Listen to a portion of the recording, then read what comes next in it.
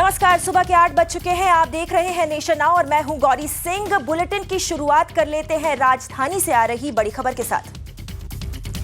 दिल्ली इस समय प्रदूषण के साथ साथ कोरोना वायरस के बढ़ते मामलों का सामना कर रही है। दिवाली के बाद राष्ट्रीय राजधानी की हवा गंभीर श्रेणी में पहुंच गई है और वहीं बीते 24 घंटों की अगर बात करें तो कोविड के कुल 3,235 नए मामले सामने आए हैं। गृह मंत्री अमित शाह ने दिल्ली में कोरोना वायरस की स्थिति का जायजा भी लिया। आपको बता दें कि सीपीसीबी का कहना है कि पिछले साल के मुकाबले दिल्ली में इस साल दिवाली में प्रदूषण ज्यादा गंभीर था और गंभीर श्रेणी में दर्ज भी किया गया। ऐसा अनुमान है कि ज्यादा पराली जलने और खराब मौसम के चलते दिल्ली में प्रदूषण लगातार बढ़ रहा है। सीपीसीबी का कहना है कि साल 2019 के मुकाबले इस साल दिवाली के त्योहार के दौरान दिल्ली की हवा में प्रदूषक तत्व यानी कि पोल्यूटेंट्स बहुत खराब श्रेणी में पाए गए हैं। पराली जलने की वजह से दिवाली वाले दिन दिल्ली का PM 2.5 का स्तर 32% था, जबकि बीते साल ये 19% दर्ज किया गया था।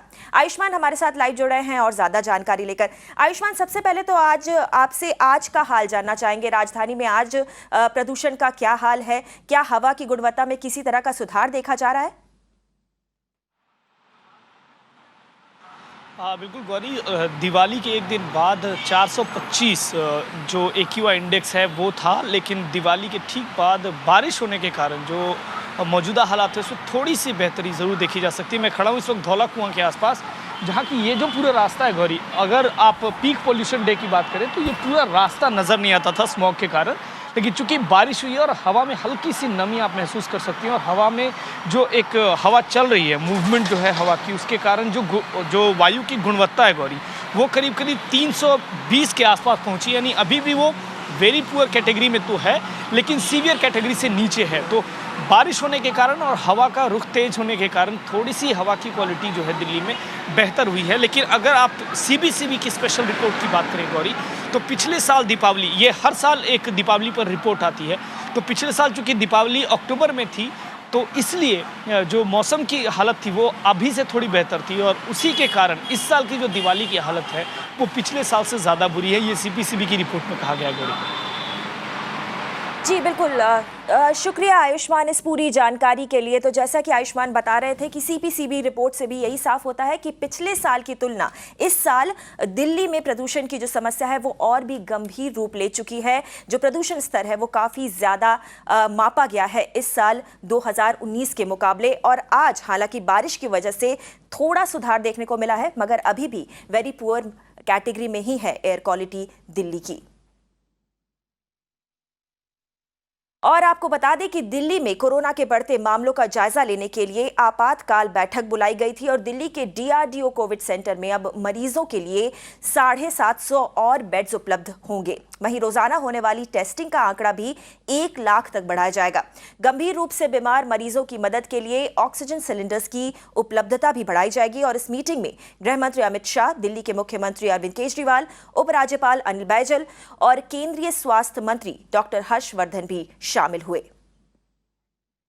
आलोक सिंह जुड़े हैं हमारे साथ लाइव और उनसे जानना चाहेंगे कि क्या आखिर इस बैठक में क्या कुछ सामने निकल कर आया है। तो एक 12 सूत्रीय प्लान बनाया गया है आलोक, मगर इस पूरे प्लान में से जो सबसे अहम बातें हैं वो हमारे दर्शकों को जरूर बताइए। जी गौरी, बिल्कुल दिल्ली जो है इस समय कोविड क्राइसिस से जूझ रहा है। कहा जाए तो तीसरी वेव है जो दिल्ली सरकार भी मानती है और जो सेंट्रल गवर्नमेंट है वो भी मानती है कि किस तरीके से सब जगह कोविड पहुंच चुका है।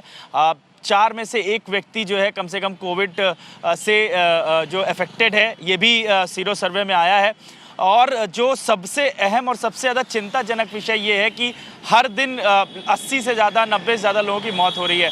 95 लोगों की मौत हुई थी और इसी के कारण से जो दिल्ली में सबसे ज़्यादा ज़रूरत पड़ी ICU बेड्स की पड़ रही है, क्योंकि क्रिटिकल पेशेंट्स को ICU बेड्स चाहिए होता है। गौरी, आपको मालूम है कि जब कोरोना में दिक्कत किसी को होती है तो उसको सांस लेने में सबसे ज़्यादा प्रॉब्लम होती है और उसके लिए चाहिए होता है ICU बेड्स और वेंटिलेटर वाले जो बेड्स होते हैं, उसकी कमी दिल्ली में आ गई थी, जिसके कारण दिल्ली सरकार जो है उसने अपील की थी सेंट्रल गवर्नमेंट को कि आप हमारे साथ कुछ कीजिए ताकि हम इसको बढ़ा सके, क्योंकि प्राइवेट हॉस्पिटल्स ने सीधे तौर तौर पर मना कर दिया था। हालांकि दिल्ली सरकार को कुछ अब राहत जरूर मिली है कोर्ट से कि प्राइवेट हॉस्पिटल भी रिजर्व करेंगे, 33 प्राइवेट हॉस्पिटल कुछ बेड से रिजर्व करेंगे, लेकिन उससे पूर्णता नहीं हो पाएगी। इसी के कारण से कल होम मिनिस्ट्री ने मीटिंग बुलाई जिसमें कई सारे लोग, जिसमें आला अधिकारी दिल्ली सरकार के और साथ ही साथ सेंट्रल गवर्नमेंट के आला अधिकारी लोग थे, यूनियन हेल्थ मिनिस्टर भी थे, दिल्ली सरकार के हेल्थ मिनिस्टर भी थे, और उसमें ये डिसीजन लिया गया कि जो है बेड्स जो है वो 750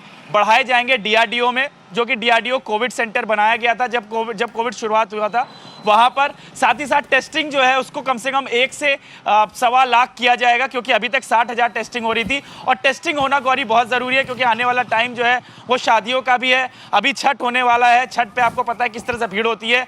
तो ये सब चीज़ों को देखते हुए हो सकता है आने वाले टाइम पे कोविड और बढ़े। इसी चीज़ के लिए कारण से टेस्टिंग ज़्यादा होगी तो उसका निवारण भी जल्दी हो सकता है।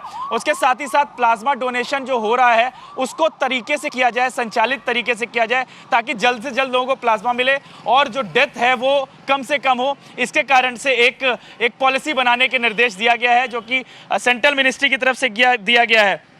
साथ ही साथ सेंट्रल गवर्नमेंट जो है वो पैरामेडिकल स्टाफ भी दे रही है, क्योंकि दिल्ली सरकार, आपको पता है किस तरीके से दिल्ली के जो एमसीडी के हॉस्पिटल्स है वहाँ पर किस तरीके से जो डॉक्टर्स हैं वो प्रोटेस्ट कर रहे थे कि उनको सैलरी नहीं मिली, कई जगह काम बंद हो गया बीच बीच में। तो ये सब को देखते हुए सेंट्रल गवर्नमेंट अब पैरामेडिकल स्टाफ दे रहा है, जो कि पैरा मिलिट्री का स्टाफ होगा, और वो उनके जो डॉक्टर्स होंगे वो आएंगे। साथ ही साथ एक जो सबसे बड़ा चीज़ है कि ICMR जो है मोबाइल टेस्टिंग वैन्स ला रहा है, जो कि दिल्ली के ऐसी जगहों पर डिप्लॉयड होगी जहां पर वल्नरेबल ज़्यादा है, जैसे भीड़ भाड़ वाले इलाके जहां पर हैं, जैसे मार्केट्स है, सब्जी मंडियां हैं, यहां पर ये ICMR की वैन्स डिप्लॉयड रहेंगी और टेस्ट करती रहेंगी। तो ये चीज़ें की जा रही हैं।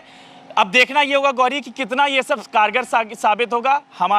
हम तो यही मानते हैं कि हो सकता है आने वाले टाइम पे कोविड केसेस कम हो। जी बिल्कुल, आलोक हमारे साथ बने रहिए। हम अपने दर्शकों को सुनाना चाहेंगे कि दिल्ली के मुख्यमंत्री अरविंद केजरीवाल ने इस अहम बैठक के बाद क्या कुछ कहा। ICU बेड्स जो हैं वो बहुत तेज़ी से एग्जॉस्ट होते जा रहे हैं, तो केंद्र सरकार ने आज एश्योरेंस दिया है कि वो जो DRDO का सेंटर है वहाँ पे अगले 2 दिन में 500 ICU बेड्स उपलब्ध करा दिए जाएंगे, और उसके अगले कुछ दिन में 250 और, तो लगभग 750 ICU बेड्स वहाँ पे अवेलेबल हो जाएंगे। इसके साथ साथ दिल्ली सरकार भी और ICU बेड्स बढ़ाए, उसके लिए बाईपैप मशीनें जो हमें ज़रूरत है वो केंद्र सरकार उसको मदद करेगी वो देने में। अभी लगभग 60,000 टेस्ट हम लोग डेली कर रहे हैं, इसको बढ़ा के 1 लाख सवा लाख तक हमें इन टेस्ट्स को डेली बढ़ा के ले जाना है, जिसमें ICMR ने एश्योर किया है कि वो जो भी व्यवस्थाएं, क्योंकि दिल्ली सरकार की जितनी फैसिलिटीज़ हैं वो पूरी अपनी एकदम कैपेसिटी पे, फुल कैपेसिटी पे काम कर रही हैं।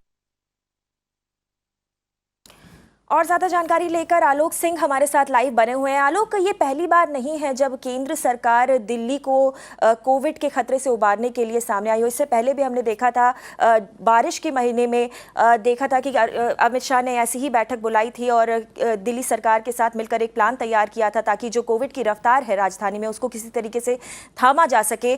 और एक बार फिर से वही देखने को मिल रहा है, मगर ख़ास बात ये रहेगी कि केंद्र और दिल्ली सरकार के बीच किस तरह का सामंजस्य देखने को है, ताकि ये जो प्लान बना है उसको सही तरीके से अमली जामा पहनाया जा सके।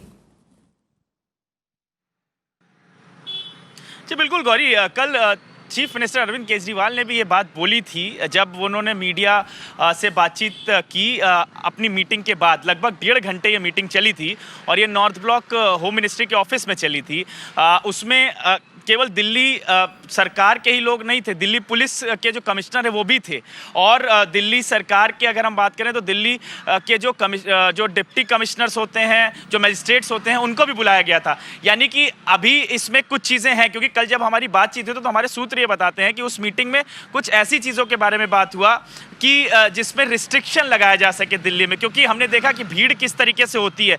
इस पूरे कोरोना काल में केवल सरकार ही नहीं, जनता को भी अपने तरफ से रिस्पॉन्सिबल होना होगा। जब वो जाते हैं बाहर कोरोना के लिए जो जो महत्वपूर्ण चीज़ें हैं वो करनी होगी, मास्क पहनना होगा, सोशल, लेकिन ये सारी चीज़ें नहीं हो रही हैं और मार्केट्स में खूब भीड़ होती है।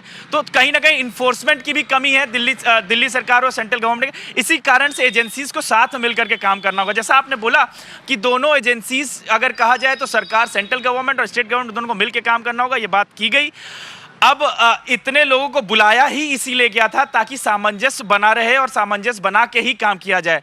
देखना यह होगा कि कैसे काम किया जाएगा, क्योंकि पिछली बार तो जब सेंट्रल गवर्नमेंट ने एंट्री मारी थी तो काफ़ी हद तक दिल्ली में कोरोना केसेस कम हुए थे और अब इस बार क्योंकि ये थर्ड वेव है और केसेस बढ़ रहे हैं और ऐसा बताया जाता है कि ठंड के टाइम पे और केसेस बढ़ेंगे, तो कैसे रोकथाम की जाएगी ये देखने में बहुत ही दिलचस्प होगा। लेकिन हम यही मनाएंगे कि केसेस कम हो और दोनों सरकारें मिल करके काम